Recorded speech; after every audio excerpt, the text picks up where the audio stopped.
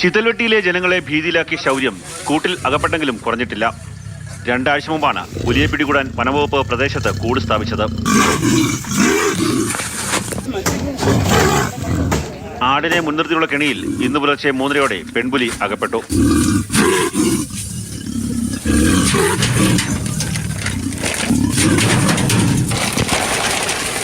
കൂടിന്റെ ഇരുമ്പഴി തകർക്കാൻ ശ്രമിച്ചെങ്കിലും അവയെല്ലാം വിഫലമായി.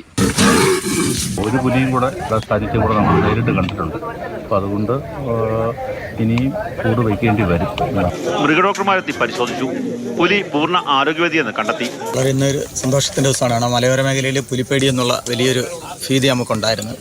അപ്പോൾ അതിൽ ഒരു പുലി ഏകദേശം എനിക്ക് 5 വയസ്സ് പ്രായമുള്ള ഒരു പുലി ഇപ്പോൾ കിട്ടിയിട്ടുണ്ട്. പത്തനംതിട്ട റാന്നി വനമേഖലയിലെ കക്കി വനത്തിൽ പുലിയെ തുറന്നുവിട്ടു.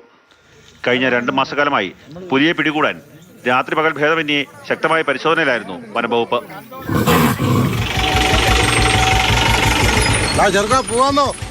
മാതൃഭൂമി ന്യൂസ്, കൊല്ലം.